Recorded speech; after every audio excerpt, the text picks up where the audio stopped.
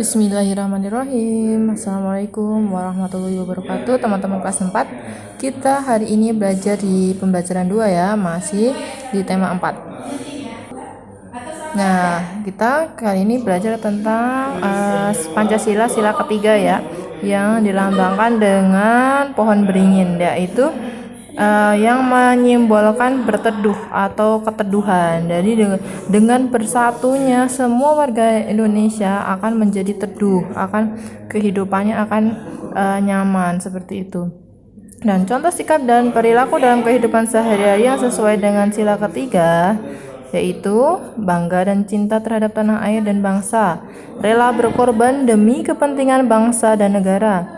3. Mengembangkan sikap saling menghargai dan membina hubungan baik dengan semua unsur bangsa. Nah, ini intinya adalah saling menghormati dan menyayangi dan melakukan kerjasama untuk kebaikan bersama. Itu. Di sini ada contoh lebih lagi, teman-teman boleh pahami dan praktekkan ya dalam kehidupan sehari-hari. Nah, untuk selanjutnya kegiatan gotong royong. Kegiatan gotong royong adalah contoh dari pengamalan Pancasila ketiga ya. Nah, teman-teman bisa baca sendiri teksnya kemudian menjawabnya soal tersebut.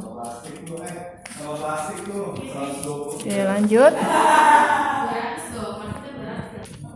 Nah, untuk selanjutnya kita di halaman 146 ini ada bacaan tentang Ali Muryati, guru wanita pertama peraih Kalpataru. Jadi dia tuh sebenarnya guru matematika, tapi dia menggerakkan lingkungannya, daerah sekitarnya untuk melakukan go green, untuk melakukan penghijauan atau pelestarian lingkungan. Nah, seperti itu dia lakukan untuk menjaga kelestarian alam ini. Nah, teman-teman bisa juga lakukan tersebut. Teman-teman tahu nggak sih Kalpataru itu apa? Kalpataru itu adalah penghargaan yang diberikan kepada seseorang yang berhasil mengajak orang banyak untuk melakukan pelestarian bersama dan mewujudkan lingkungan yang bersih, seperti itu. Teman-teman ini bisa baca sendiri dan dipahami isinya, kemudian dijawab pertanyaannya seperti di contoh Kak Bunda. Nah, untuk selanjutnya, teman-teman, Kalpataru itu ada beberapa kategori. Nah, ini tugas teman-teman, boleh nanti dikumpulinnya hari itu deh, misi minggu depan, waktunya seminggu. Nah, ini boleh nyari di internet, kategori 1 itu apa, penjelasannya, ditulis di kertas ya, tapi dibentuknya seperti ini. Kalau misalnya nggak muat, boleh pakai folio ya. Oke, selamat mengerjakan. Nah, untuk selanjutnya, pemanfaatan barang bekas dapat mengurangi pencemaran. Nah, salah satu langkah untuk menjaga kelestarian alam ini, kita bisa memanfaatkan barang bekas, mengolah bahan bekas. Seperti kita tahu di lingkungan kita tuh banyak banget sampah menumpuk, ya kan, sampai di sungai pun sampai menumpuk. Nah, kita mulai dari diri sendiri melakukan pemanfaatan barang bekas.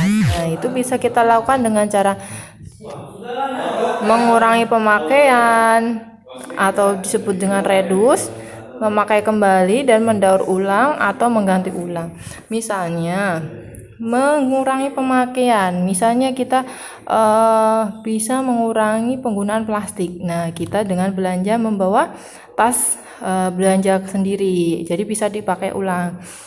Kemudian memakai kembali, reuse, yaitu menggunakan alat yang masih bisa digunakan. Masih, kalau misalnya rusak dikit, jangan sekali langsung beli kayak gitu.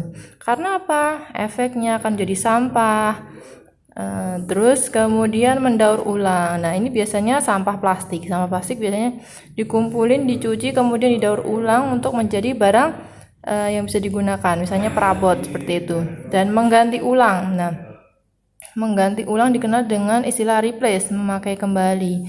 Nah, dan jadi di rumah itu apa sih yang bisa digunakan kembali? Misalnya kan ini, gantilah kantong plastik dengan keranjang ketika kalian belanja. Ini juga sama aja, mengganti alat peralatan yang kita gunakan dengan alat yang lebih awet dan bisa digunakan kembali kayak gitu.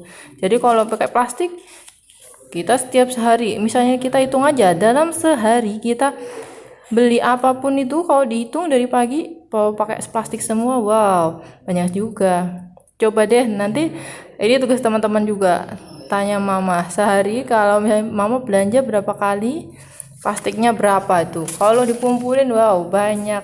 Nah, jadi kok bagaimana kalau kita pakai tas belanja, pasti akan lebih baik. Nah, selanjutnya ini diisi ya. Nah, cara pengolah sampah ada tempat, yaitu reduce, reuse, recycle, dan replace. Nah, pengolahan limbah di sini udah ada contohnya nih, dari bungkus plastik kemudian dirangkai juga bisa menjadi kerajinan atau hiasan. Nah, dan setelah dibuat menjadi peta pikiran bisa seperti ini nih. Industri limbah, dari rumah tangga. Kemudian dipisahkan, harusnya kan sampah itu dipisahkan. Ya kalau yang plastik bisa dibuat kreasi, kalau yang organik bisa menjadi pupuk.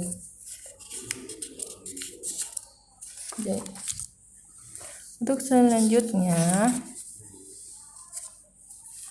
di halaman 155. Nah, di sini ada penjelasan tentang pembuatan sarung Samarinda. Nih, sarung Samarinda ini terkenal ya, teman-teman. Teman-teman bisa baca, pahami prosesnya. Ya. Ini unik, di daerah kita kan nggak ada yang nenun. Jadi sarung ini ditenun sendiri nih, alat penenunnya. Dari benang dirangkai, kemudian tenun menjadi kain, akhirnya dijahit nih prosesnya. Nah, di halaman 157 ini ada gambar tentang orang yang menjual mie ayam. Nah, pokoknya teman-teman, seperti kegiatan ekonomi yang Bunda jelasin kemarin, kalau toko atau penjual itu disebutnya dia melakukan kegiatan distribusi dan orangnya disebut dengan distributor. Nah, untuk selanjutnya, sebagai pekerja yang baik di halaman 158, kita harus memiliki semangat yang tinggi. Kalau kita malas-malasan kerja, pasti hasilnya jelek. Kalau kita semangat kerja, pasti hasilnya bagus dan kita akan puas. Nah, bagaimana sih orang yang memiliki semangat tinggi? Orang yang memiliki semangat tinggi itu tidak mudah putus asa, walaupun gagal coba lagi. Karena keberhasilan itu berawal dari kegagalan. Kalau orang nggak pernah gagal, biasanya nggak akan berhasil. Kalau misalnya berhenti di situ, jadi emang harus berusaha. Begitu juga dengan belajar, teman-teman juga. Kalau nggak bisa, justru itu kita harus lebih semangat lagi untuk belajar karena tingkat keberhasilan kita akan lebih bagus. Kalau udah pinter, udah santai aja, lama-lama lupa ilmunya. Oke, untuk selanjutnya halaman 159. Peralatan teknologi itu ada dua, yaitu sederhana dan modern. Di sini ada contohnya. Sederhana pasti lama ini prosesnya, sedangkan dengan peralatan modern pasti cepat. Memotong dahan yang besar akan lebih cepat. Nah, di sini dijelasin tentang keuntungan teknologi modern, manfaatnya banyak sekali, lebih cepat, mudah, murah. Walaupun alatnya mahal, tapi kan digunakan secara lama. Boleh dipahami ya, teman-teman? Ya, selanjutnya di halaman 164. Nah, dalam bekerja kita juga perlu memperhatikan pengamalan kita tentang Pancasila. Nah, Pancasila itu tadi kita belajar tentang persatuan ya. Persatuan kita dilakukan bisa dengan kerjasama. Jadi dalam bekerja, kita sebagai pekerja itu bisa melakukan kerjasama agar pekerjaan cepat selesai. Bahkan kalau di daerah namanya dulu gotong royong. Dulu tidak ada imbalan apapun bahkan, dan dia hanya sukarela membantu. Dan di daerah-daerah tertentu punya sebutan sendiri. Kalau di Jawa Tengah disebutnya Sambatan, Sulawesi Utara disebut Mapalus, dan Pasuka Dukaan di Bali. Nah, ini sampai punya bahasa sendiri. Jadi di sana pelaksanaan kerjasamanya keren banget. Nah, dalam kehidupan sehari-hari teman-teman juga boleh dilaksanakan ya. Oke, selamat belajar. Wassalamualaikum warahmatullahi wabarakatuh.